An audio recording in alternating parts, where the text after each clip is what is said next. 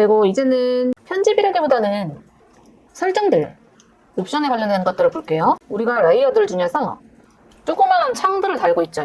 얘네를 레이어 썸네일이라고 합니다. 일반 배경 레이어는 요거, 타입 레이어는 요거, 그리고 쉐입 레이어는 요거. 여기가 레이어 썸네일이에요. 이 썸네일의 크기를 볼 수 있는 옵션인데, 썸네일 위에서 마우스 오른쪽 버튼 누르시면 전부 다 지금 레이어 썸네일 우클릭 옵션, 다 마우스 오른쪽 버튼 누르면 나오는 옵션들 보고 있습니다. 노 썸네일, 스몰 썸네일, 미디엄 썸네일, 라지 썸네일은 이 크기를 어떻게 볼 것인가.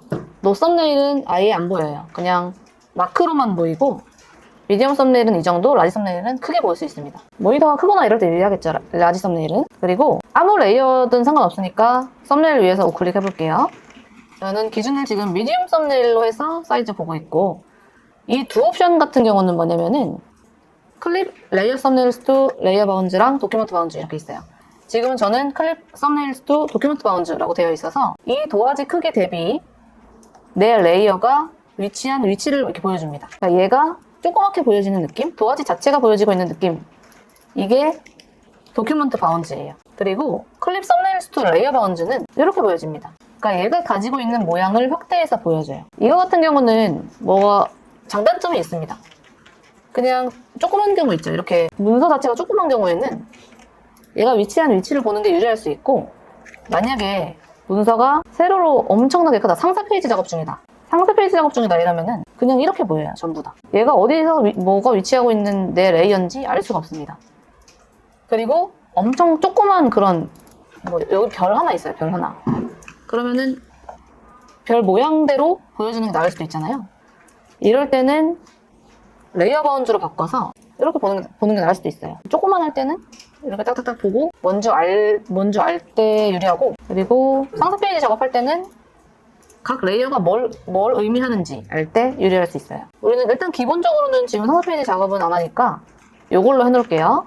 클립 썸네일스 투 도큐먼트 바운즈. 자, 그다음에 색상 표시 보겠습니다. 색상 표시. 색상 표시는 레이어가 엄청 많을 때 특정 레이어한테 색상을 부여해서 볼 수 있는 방식이에요. 이것도 레이어 썸네일 위에서, 이건 레이어 썸네일이 아니고 레이어 아무 때나 해서 우클릭하면 돼요. 예를 들어서 그룹을 먼저 해보겠습니다. 그룹. 알파벳 그룹 있죠? 알파벳 그룹이 이렇게 봤을 때 어디서부터 어디까지인지 모르겠을 때가 있어요. 그러니까 이게 이만큼이 알파벳 그룹인지 이만큼인지 헷갈릴 때 있죠. 그럴 때는 그룹에 색 넣어보는 게 빠릅니다. 알파벳 그룹 선택하고 마우스 오른쪽 버튼 눌러서 레드 해볼게요. 그러면은 알파벳 그룹에 빨간 칠이 칠해지면서 여기서부터 여기까지가 알파벳 그룹에 있는 레이어들이구나, 이렇게 알 수가 있습니다. 당연히 개별 레이어도 할 수 있고, 노란색 동그라미, 노 레이어에다가 노란색 옐로우 칠해볼게요. 마우스 오른쪽 버튼 눌러서 옐로우. 레이어의 색상 구분을 할 수 있게 되면서 많은 레이어가 있을 때 표시 해독이 좋습니다. 교환에서도 그룹에 색을 칠하면은 그룹 안에 들어있는 모든 레이어가 같이 색칠을 되죠. 이걸로 그룹 안에 뭐가 들어있는지 구분할 때, 이럴 때도 쓰입니다. 다시 색을 빼고 싶으면은 우클릭, 노컬러 해주시면 돼요. 노컬러가 기본 값입니다. 그러면 색이 다시 빠지게 돼요. 그 다음에 이번에는 레이어 썸네일 우클릭 말고, 여기 우클릭 말고 레이어 자체에 우클릭 볼게요. 엄청 많은 게 있지만은 유용한 거 위주로. 자, 예를 들어서 우리가 이 A를 작업을 잘 해놔가지고 이거 자체를 파일로 가지고 있고 싶어요. 그럴 때 사용할 수 있는 우클릭 옵션인데, A 선택해서 마우스 오른쪽 버튼, 썸네일 위에서 말고 여기서, 썸네일 밖에 여기서 한 이쯤에서 마우스 오른쪽 버튼 누르시면은 위에서 하나 둘 셋 넷 다 여섯 번째 퀵 익스포트 에즈 PNG 이렇게 됩니다. 요거 찾아주세요. 익스포트 에즈 PNG 눌러주시고, 이거는 뭐냐면은 얘만 따로 저장할 수 있습니다. 심지어 딱 A가 가진 크기만 하게 해볼게요. 우선 퀵 익스포트 에즈 PNG 해주시고, 여러분들 사진에다가 저장해볼까요? 사진 폴더 선택하고 파일 형식을 파일 형식 못 고르네요. PNG로밖에 저장이 안 되기 때문에 그냥 사진으로 경로 지정하고, 이름은 A라고 지정되어 있네요. 알아서 레이어 이름으로 파일 이름이 들어옵니다. 그 다음에 저장해주시면 사진에 A가 저장됐어요. 근데 이제 딱 A 사이즈만 하게. 레이어를 따로 저장해야 될 때 있죠. 얘를 이렇게 크롭해갖고 이렇게 해서 저장하고 다른 애들 눈 다 끄고 이런 작업을 안 해도 됩니다. 그냥 퀵 익스포트, 얘기하자면은 빠른 내보내기죠. PNG로 빨리 저장해서 내보내기가 됩니다. 그래서 이제 레이어를 따로 저장할 때, 그것도 투명하게 저장할 때, 그럴 때 좋아요. 우리 레이어에서 맨 윗 레이어인 보호 레이어 선택하신 다음에 탐색기 열어서 아까 저장한 경로인 사진 폴더 오시고 A 잡아볼게요. 탐색기를 이렇게 따로 여셔가지고 우리 도화지 위로 드래그 앤 드롭 해볼까요? 끌어다 놓기. 이렇게 하시게 되면은 A라고 하는 레이어가 다시 생성됐죠. 그래서 이렇게 옮겨보시면 배경이 없는 투명한 상태로 저장되는구나 알 수가 있죠. 투명한 상태로 저장하시려면은 PNG로 저장하셔야 됩니다. 다시 ESC 눌러서 없애주세요. PNG가 아니고 다른 파일 형식으로 내보내고 싶다 하시는 경우 있죠. JPG나 다른 걸로 내보내실 때는 Quick Export 아래에 Export As 눌러줄게요. 이번에는 D로 하겠습니다. D. 알파벳 그룹에서 자물쇠 한 번 더 눌러서 자물쇠 풀어줄게요. 잠겨 있으신 분들은 D 레이어 선택. D 레이어에서 마우스 오른쪽 버튼 눌러서 Export As 눌러줄게요. 이것도 지금 도화지 자체를 저장하는 게 아니고 레이어를 저장하는 거예요. 레이어를 사진으로. 이제 창에서 이렇게 뜨죠. 여기는 바로 저장할 수 있는 창이 뜨는 게 아니고 여러 가지 설정 값들을 줄 수가 있어요. 사이즈, 배수도 지정해서 저장할 수 있고 지금 얘는 텍스트 레이어죠.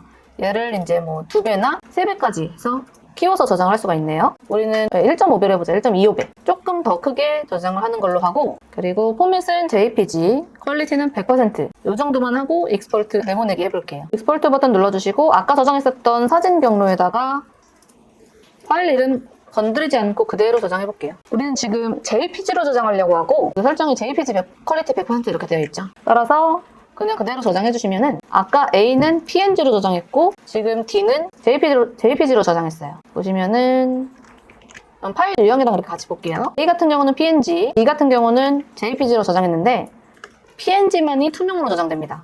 JPG는 어떻게 저장되냐면은 얘를 도화지 위로 말고 탭 쪽으로 열어보세요. 위쪽으로. 비교를 위해서 A도 탭 쪽으로 열어보세요. 도화지 위로 열면 도화지 위에 레이어로 올라오고 탭으로 열면은 그냥 새 탭으로 열립니다. 이렇게. 보시면 이런 차이가 있어요. 얘가 PNG, 투명하다. 얘가 JPG, 안 투명해요. 하얀색 백이 채워져서 저장돼요. 레이어에도 차이가 있는데 JPG는 백그라운드에서 잠긴 레이어로 들어오고 PNG는 레이어 1번이라고 안 잠긴 그냥 레이어로 들어옵니다. 그래서 PNG 같은 애들은 이제 합성 소스로 많이 쓰여요. 예를 들면은 이런 거 구름이나 뭐 이런 거 올릴 때 뒤가 이렇게 투명하게 되어 있죠. 이런 소스들을 PNG 소스라고 합니다. 이런 거 뒤에 투명하게 되어 있어야 이런 게 되겠죠. 그래서 PNG로 빨리 내보내기랑 그냥 내보내기 이렇게 받고 병합은 아까 단축키 배우면서 해봤어요. 컨트롤 E가 병합. 그리고 맨 윗 레이어에다가 브러쉬를 하나 그려볼게요. 브러쉬 이 레이어를 추가할 때 맨 윗 레이어가 선택되어 있는 상태에서 추가하면 맨 위로 레이어가 올라옵니다. 새로 생성되는 레이어가 맨 윗 레이어보다 더 위로 올라오게 돼요. 그래서 우리는 보호 레이어를 선택하고 새 레이어를 추가. 그럼 레이어 1번 투명한 레이어 1번 들어왔죠? 얘는 일반 레이어예요. 쉐입 레이어나 타입 레이어 같은 벡터 레이어는 아니고 일반 레이어라서 브러쉬를 바로 그릴 수 있습니다. 스마일 같은 거 하나 그려줄게요. 좀 크게 그릴까? 아까 설명했듯이 쉐입 레이어 같은 경우는 모양 툴, 쉐입 툴, 네모 툴, 동그라미 툴, 세모 툴로 그린 얘네들은 딱지가 달려있는 벡터 레이어고 그냥 새로운 레이어로 생성한 이 녀석은 일반 레이어입니다. 따라서 여기는 브러쉬를 그릴 수가 있고 여기는 그릴 수가 없어요. 둘이 성격이 다르기 때문이죠. 성격이 다른 애들끼리 합치려고 하면 무조건 일반 레이어로 바뀌어요. 레이어 1번이랑 보호 레이어를 같이 잡고 마우스 오른쪽 버튼 눌러서 마지 옵션을 볼게요. 얘네들을 선택해서 우클릭하면은 마지 레이어라고 뜹니다. 레이어끼리 합치기 이건가? 마지 레이어스. 즉 성격이 다른 두 개끼리 합치려고 그러면은 마지 레이어스라고 떠요. 그리고 성격이 같은 쉐입 레이어들끼리 합치려고 하면은 마지 쉐입스라고 뜹니다. 이 두 개가 달라요. 같은 병합이지만 마지 레이어스는 무조건 일반 레이어가 되고 마지 쉐입스는 그냥 그대로 쉐입 레이어입니다. 마지 쉐입스는 그냥 그대로 쉐입 레이어예요. 즉 쉐입 레이어들끼리 합치려고 그러면은 마지 쉐입이고 그 이외의 모든 케이스는 다 마지 레이어스예요. 일반이랑 쉐입이랑 합치려고 그래도 마지 레이어를 쓰고 타입 레이어들끼리 합치려고 그래도 많이 안 드네 마지가. 컨트롤 E 해주시면은 일반 레이어 돼버리죠. 쉐입끼리 합치는 모든 케이스 쉐입끼리 합치는 거 말고 다른 케이스들은 전부 일반 레이어 돼버립니다. 그래서 이렇게 합쳐주시면 이렇게 일반 레이어가 돼버려요. 5랑 레이어 1을 합쳐주시면. 그리고 쉐입 레이어가 아무리 많아도 하나라도 일반 레이어면은 일반 레이어 됩니다. 이렇게. 합칠 때도 마지 레이어스가 뜨지 않는지 만약에 내가 하려는 게 모양끼리 합치기인 마지 쉐입스라면 한번 확인을 해보셔야 돼요. 쉐입 레이어들끼리 잡고 있는 게 맞는지